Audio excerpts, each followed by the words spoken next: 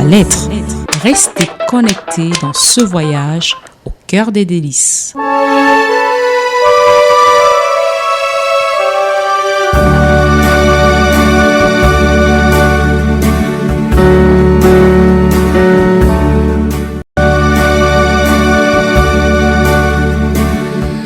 J'ai marché sur presque 3 lettres pour lire cette lettre-ci. Elle a été reçue hier et de façon brute et de façon urgente. De la gloire de Dieu.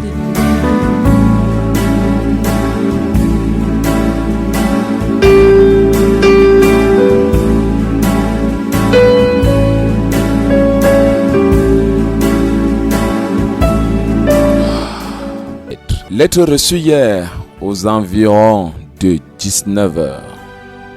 Ngaoundéré le 20 novembre 2013.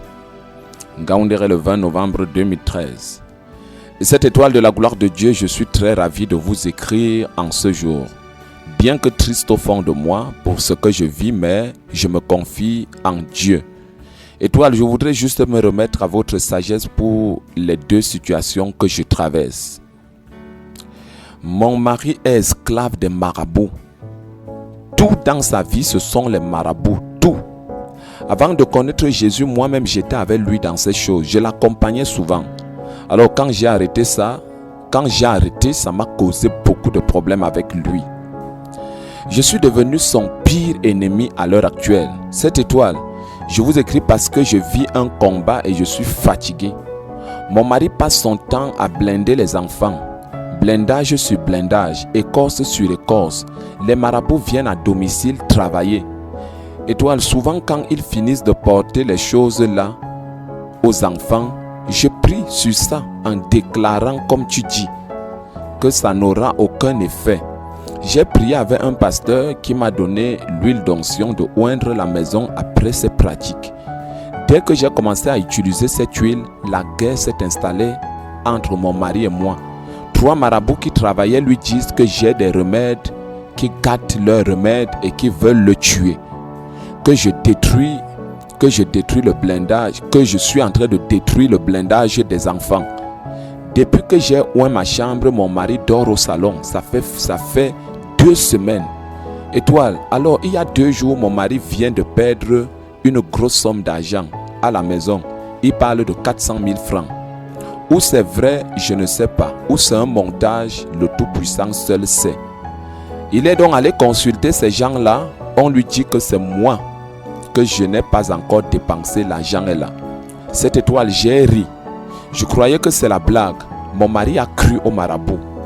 En 22 ans de mariage, je parle devant Dieu, je ne sais pas comment on enlève même 100 francs des poches de son époux. Étoile, même mes enfants ont cette éducation.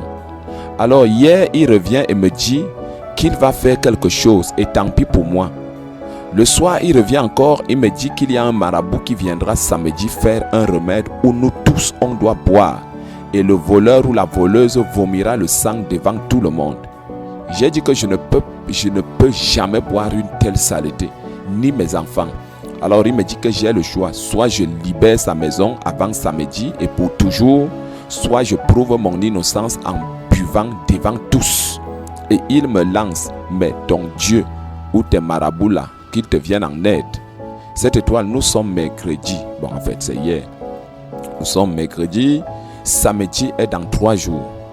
Dans mon esprit, je sens que c'est un piège pour m'empoisonner.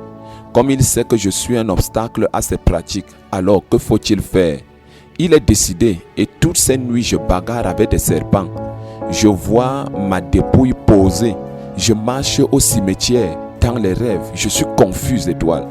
Dois-je prier et boire ou je dois rester catégorique sur ma position et partir? Il a appelé ma vieille maman, étoile, pour l'inviter à venir voir ce qui va arriver samedi à sa voleuse de filles. C'est ma soeur qui m'informe et je sens que si je refuse,